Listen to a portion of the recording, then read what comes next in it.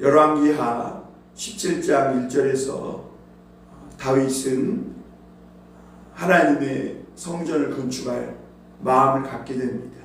자기는 백향록 궁에 거하지만 여호와의 궤는 휘장에 있다 하면서 하나님의 성전을 건축할 마음을 갖게 되죠.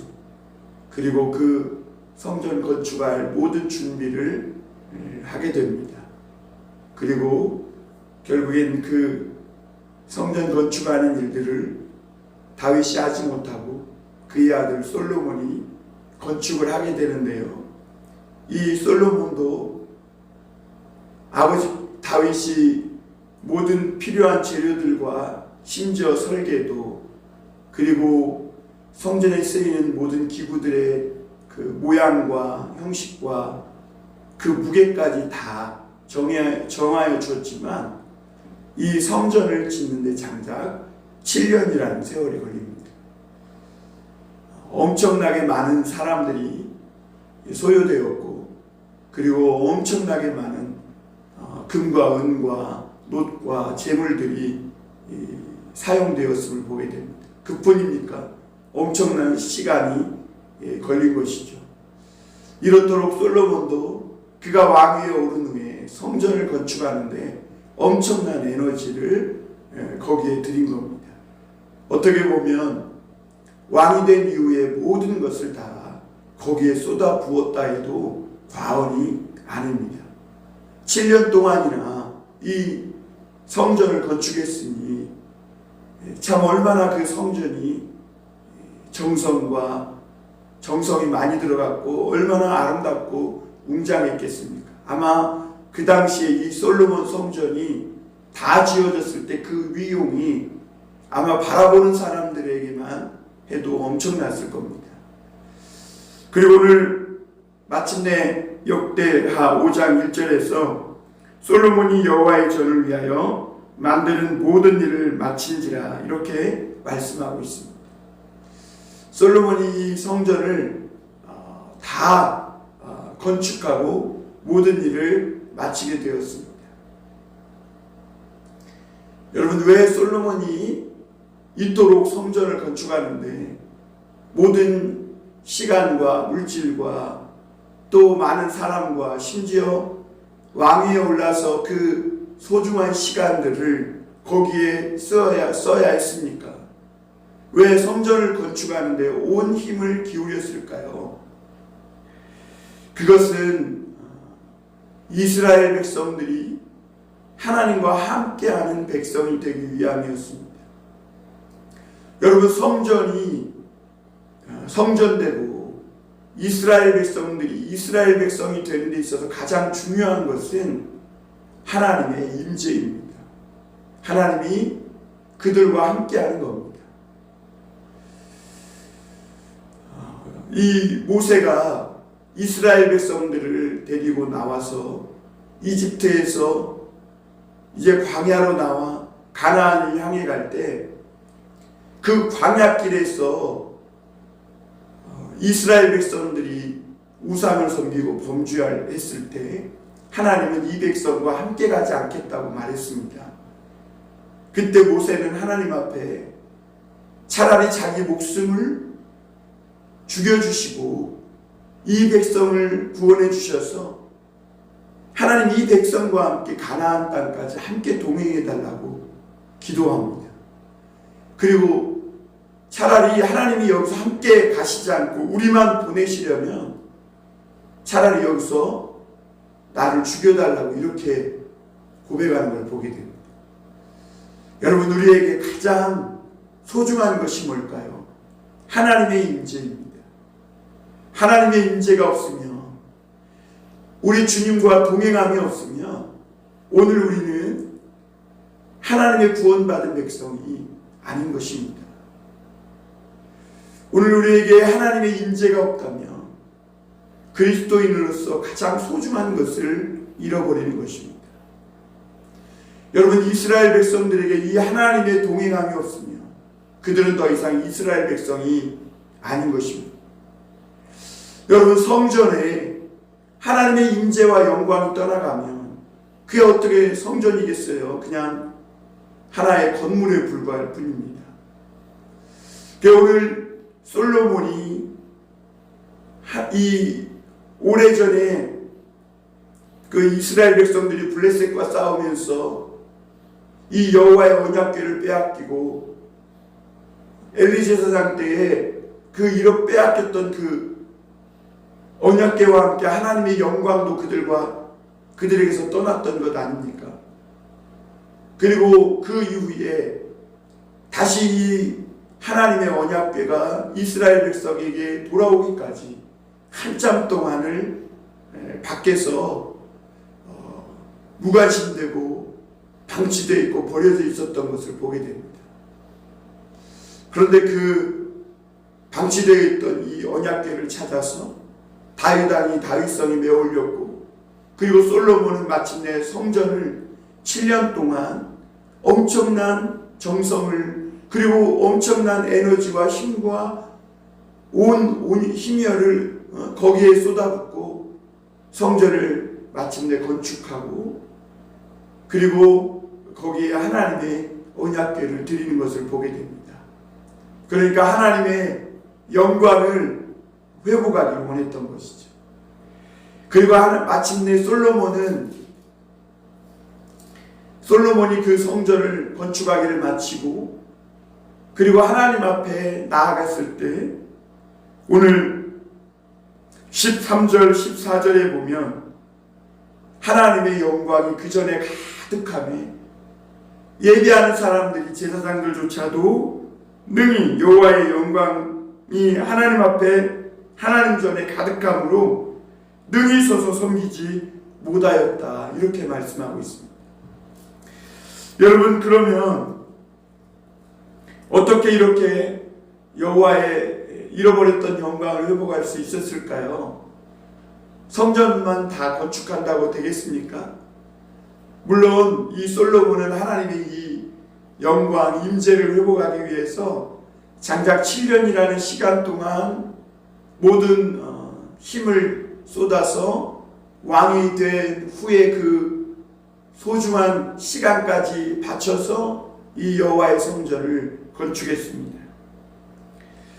그리고 난 후에 이 솔로몬은 다윗이 드린 모든 금과 은과 이 재물들을 다 이 여호와의 성전 곳간에 두었다 말씀했습니다. 이게 무슨 말입니까? 하나님의 성전을 위해 구별된 것들은 하나님의 것이니 남았다고 해서 솔로몬 왕 마음대로 사용하고 쓰는 것이 아니라 하나님의 전에 하나님의 것으로 구별되었으니 하나님의 전에 드려서 그 곳간에 놔둔 것입니다. 여러분, 우리가 이런 것들을 오늘날의 의미로 해석해 보면, 여러분, 우리들은 모두 하나님께 구별된 자들입니다. 우리에게 시간이 남는다고 해서, 우리에게 힘이 남는다고 해서 세상에서 함부로 이렇게 우리의 힘과 우리 자신들의 삶을 함부로 살아가서는 안 되겠죠. 왜냐하면 우리는 하나님께 구별된 사람들이기 때문입니다. 여러분, 많은 사람들이 어디서 넘어집니까? 어떤 분은 어떤 큰 집회를 하면 이 집회를 마치고 난 다음에 그리고 찾아오는 영적 빈곤감을 채우기 위해서 세상으로 막 나가는 그런 분도 있다고 그럽니다. 그리고 어떤 목사님들은 주일 저녁 예배까지 마치고 나면 모든 것이 이제 또 한 주가 마쳤다 생각하고 해이해져서 또 죄짓기 쉬운 그런 상태에 빠지게 된다고 합니다. 여러분, 우리는 모두가 다 하나님의 구별된 사람들입니다. 여러분, 우리가 예를 들면 연말연시가 되든지 또는 어떤 큰 일을 마치고 마무리를 잘 하고 난 후에 우리의 마음과 긴장이 풀려서 너무나 죄짓기가 쉽습니다. 그리고 수많은 성도들이 그렇게 넘어집니다. 그러나 여러분, 우리가 힘이 남고 또 우리의 삶이 여유가 있고 또 모든 일을 잘 마친 후에 우리는 넘어질 수 있지만, 그럼에도 불구하고 이 모든 남아있는 것까지도 우리 하나님의 것이라는 것, 내 힘과 내 능력이 남았다고 내 것이 아니라 하나님께 나는 구별된 자라는 것을 알고 깨닫고 살아가야 합니다.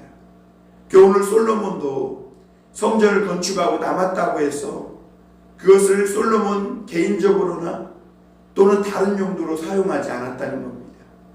하나님의 전 곳간을 들여 거기에 두었다고 오늘 말씀하고 있습니다. 여러분, 이렇게 모든 삶의 초점이 하나님을 향하여 있을 때, 여러분, 그때 하나님의 영광이 찾아오게 되는 것입니다. 여러분, 우리는 잘 가다가도 어느 한순간에 탁 풀어진 후에 얼마나 너무나 쉽게 죄짓고 넘어집니까? 그럴 때 우리 하나님의 영광이 우리와 함께하지 못하는 것이죠. 하나님의 임재가 우리에게서 멀어지게 되는 것이죠. 그리고 이 솔로몬은 이 성전을 건축한 후에 어떻게 보면 그 7년 동안이나 건축한 이 건물은, 성전은 그 규모나 그 당시 주변의 다른 어떤 건물보다도 정말 웅장하고 화려하고 대단했을 겁니다. 솔로몬은 이 성전을 건축하고 자신이 이 성전을 건축했노라 자랑하거나 위용을 뽐내거나 그러지 않았다는 겁니다. 그는 이 성전을 건축한 후에 그 성전을 건축한 목적에서 절대로 이탈하지 않고 나아가고 있음을 보게 됩니다. 여러분, 성전에서 가장 중요한 것은 뭘까요? 바로 하나님의 말씀입니다.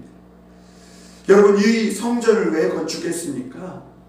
하나님의 언약궤를 안치하기 위함입니다.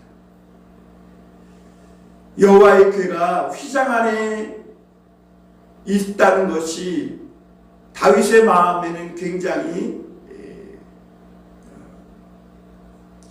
안타까움을 갖게 되었습니다. 그래서 다윗은 백향목에 거하지만 궁궐에 거하지만 여호와의 궤는 휘장에 있다고 하면서 하나님 앞에 이 여호와의 언약궤를 모실 그런 성전 건축할 마음을 갖게 된 거죠. 어떻게 보면 이 성전에서 가장 중요한 것은 바로 그 핵인 여호와의 언약궤인 겁니다. 그래서 솔로몬은 이 성전 건축하는 일을 마친 후에 언약궤를 다윗성 이 시온에서부터 메어 올리기 시작합니다.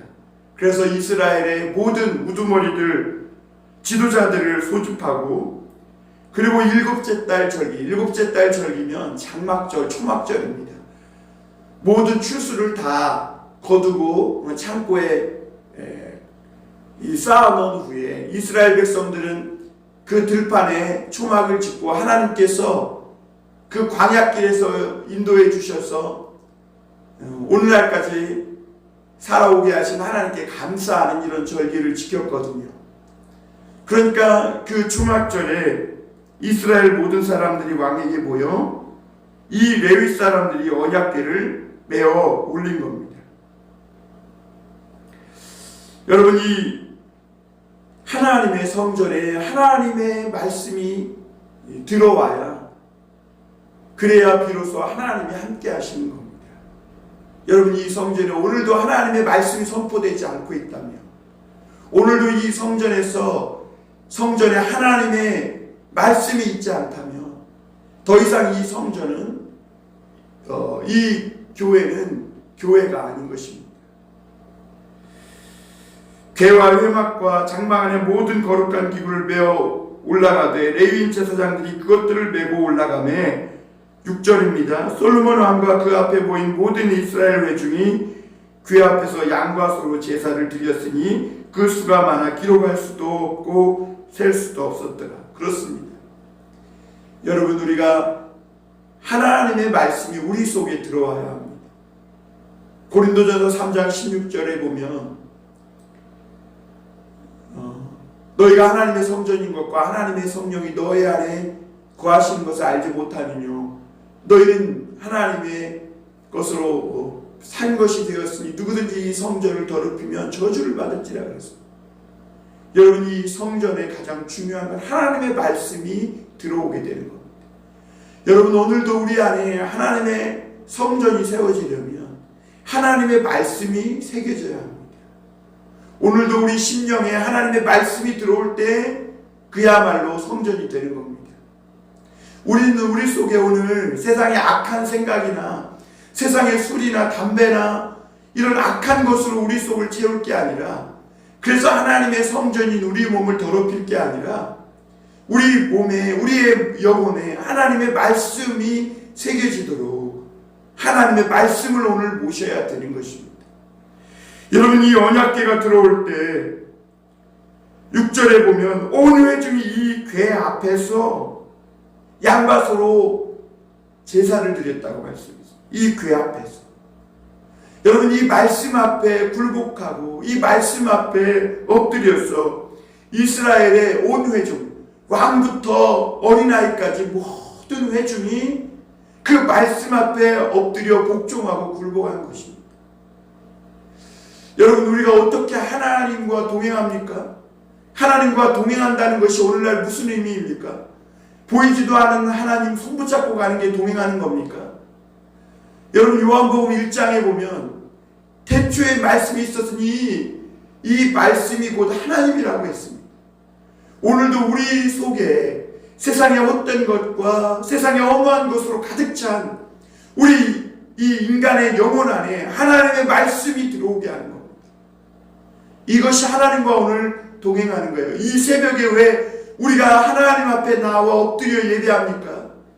하나님의 말씀이 오늘 우리 속에 말씀을 모시기 위함인 것입니다. 사랑하는 성도 여러분, 오늘도 이 새벽에 눈을 떠서 일어났으면 하나님의 말씀을 모시길 바랍니다. 여러분 심령 안에 모시고 여러분의 삶에 하나님의 말씀을 초청하십시오. 그리고 여러분의 가정에 이 하나님의 언약궤, 하나님의 말씀을 모셔드리기를 바랍니다. 그럴 때 여러분이 하나님의 성전이 되고 여러분의 삶에, 여러분의 가정에 하나님의 영광이 충만한 그런 성전이 될 줄 믿습니다. 그래서 이 솔로몬은 성전을 7년 동안 모든 물질과 에너지와 힘을 다 쏟아지은 후에 가장 먼저 중요한 이 여호와의 언약궤를 모신 겁니다. 그래야 비로소 이 성전이 되기 때문입니다. 그리고 이 말씀이 이 솔로몬이 지은 성전 안으로 들어와야 성전으로서의 기능과 제 역할을 할 수 있기 때문에 그렇습니다. 이 언약궤가 없는 성전은 성전이 아닌 것이죠. 그리고 이 성전의 언약궤를 모시면서 그들은 하나님 앞에 그 언약궤 앞에서 제사를 드렸는데 그 수가 많아 기록할 수도 셀 수도 없었다. 그러니까 하나님 앞에 엄청난 많은 양의 제사를 드린 것입니다. 그리고 제사장들이 여호와의 언약궤를 그 초소로 메어드렸는데 그 초소 그룹들이 이 날개를 서로 마주하고 있는 그 시은좌의 언약궤를 모신 겁니다. 여러분, 여호와의 영광을 회복하는, 다시 하나님과 동행하는 그런 삶은 하나님께 예배하는 삶입니다. 하나님의 말씀을 묵상하고 그 말씀을 마음에 새기며 그 말씀을 붙들고 하나님 앞에 엎드려 예배하는 것이죠. 여러분, 예배하다는 것은요, 엎드리다라는 말이거든요. 그러니까 그 말씀 앞에 굴복하는 것이 예배입니다. 하나님, 나는 없고 하나님이 있습니다. 하나님, 내가 하나님 말씀 앞에 굴복합니다. 나의 고집, 나의 아집, 나의 생각, 나의 애고를 하나님 앞에 다 내려놓고 하나님의 말씀을 의지합니다 라고 그 말씀 앞에 내 자신을 굴복시키는 것을 예배라고 하는 것이고 하나님은 그때 그 사람에게 찾아오시고 함께해 주시는 겁니다.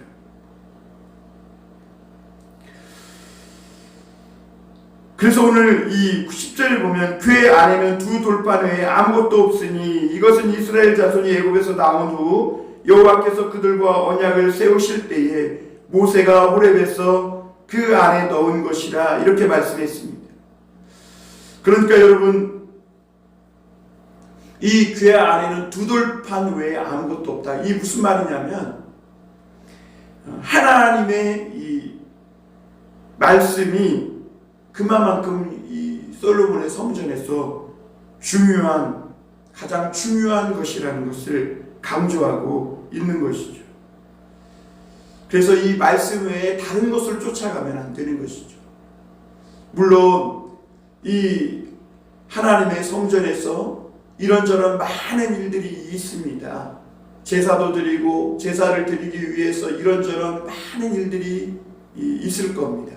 그러나 그 모든 일들은 하나님의 언약궤, 이 말씀에 따라서 행해져야 하는 것이죠. 그래서 언약궤 외에는 아무것도 없어요. 성전의 가장 중요한 이 언약궤 안에, 그 언약궤 안에 오직 하나님의 말씀만 있는 것입니다. 그러니까 오늘 여러분 우리도 물론 우리가 가진 체험, 은사 다 중요합니다. 그러나 여러분 우리가 체험에 머무르는 신앙이 되어서는 안 돼요.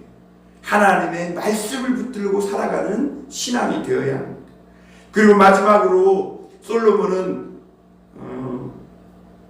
아삽과 헤만과 여두둔을 세워서 하나님을 찬양하게 합니다. 나팔을 불고 제금을 치고 일제히 소리를 내서 여호와를 찬양하고 감사할 때, 그렇게 하나님의 이름을 찬송할 때 하나님의 영광이 그 성전에 가득 덮여서 그 모세 때 그 호렙산에 나타났던 여호와의 구름이 이 솔로몬 성전에 가득하게 됐고, 그리고 14절에 제사장들이 그 구름으로 말미암아 능히 서서 섬기지 못하였으니 이는 여호와의 영광이 하나님의 전에 가득함이로다.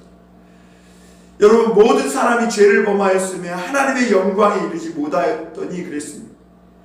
여러분 우리는 죄인이라 하나님의 영광에 이르지 못합니다.